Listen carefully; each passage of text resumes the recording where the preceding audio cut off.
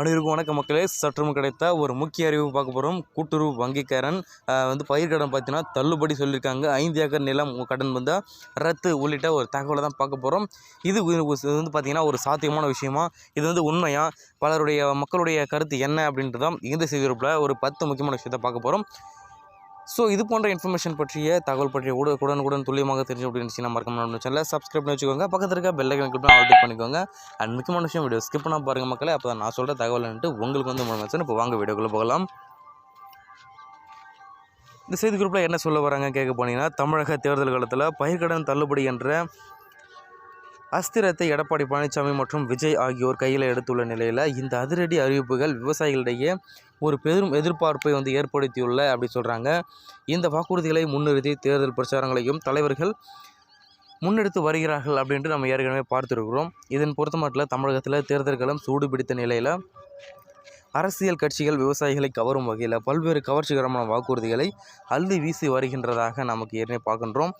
So அதன் பட்சத்தில் குறிப்பாக பார்த்தீங்கன்னா கூட்டுறவு வங்கிகளில் விவசாயிகள் பார்த்திங்கன்னா பெற்றுள்ள பயிர் கடன் தள்ளுபடியை செய்வது குறித்த அறிவிப்புகள் விவாத பொருளாக மாறியுள்ளன. விக்கிரவாண்டி தொகுதி இடைத்தேர்தல் பிரச்சாரத்தை தொடங்கி மாநில அளவிலான தேர்தல் அறிக்கைகள் வரை கடன் தள்ளுபடி என்பதே ஒரு பிரதான முழக்கமாக ஒலிக்கிறது. கூட்டுறவு வங்கி பயிர்க்கடன் தள்ளுபடி அது பொறுத்த மட்டும் அதிமுக பொதுச்செயலாளர் எடப்பாடி பழனிசாமி தொடக்க வேளாண்மை கூட்டுறவு கடன் சங்கங்கள் மூலம் விவசாயிகள் பெற்றுள்ள பயிர்க்கடன்கள் அனைத்தும் அதிமுக ஆட்சிக்கு வந்தவுடன் தள்ளுபடி செய்யப்படும் என உறுதியளித்துள்ளார். இதனை முன்வைத்து விக்கிரவாண்டி தொகுதி கோலையனூர் ஒன்றியத்தில் பாமக வேட்பாளர் சிவகுமார் தீவிர வாக்கு சேகரிப்பில் ஈடுபட்டார். ஆலந்தூர், விராட்டிக்குப்பம் உள்ளிட்ட பகுதிகளில் பேசுகையில் கடந்த திமுக ஆட்சியில் விவசாயிகள் குறிப்பாக இதனை முன்வைத்து தான் பார்த்தீங்கன்னா விக்கிரவாண்டி தொகுதி கோலையனூர் ஒன்றியத்தில் பாமக வேட்பாளர் சிவகுமார் அவர்கள் தீவிர வாக்கு சேகரிப்பில் ஈடுபட்டார். ஆலந்தூர், விராட்டிக்குப்பம் உள்ளிட்ட பகுதிகளில் பேசுகையில் கடந்த தினம் பார்த்தீங்கன்னா விவசாயிகள் புறக்கணிக்கப்பட்டதாகவும் மீண்டும் அதிமுக கூட்டணி ஆட்சி அமைந்தால் கடன் தீர்க்கப்பட்டு கடன் சுமை குறையும் எனவும் விவசாயிகள் கூட்டுறவு வங்கிகளை வாங்கிய பயிர்க்கடன் தள்ளுபடி செய்ய நடவடிக்கை எடுக்கப்படும் என்றும் அவர் குறிப்பிட்டிருக்காரு. அதன் பொறுத்த மட்டும் பார்த்தீங்கன்னா மறுபுறம் தமிழக வெற்றி கழகத்துடைய தலைவர் விஜய் தனது தேர்தல் அறிக்கையில் விவசாயிகளுக்கு புதிய வகைப்பாட்டை முன்வைத்துள்ளார்.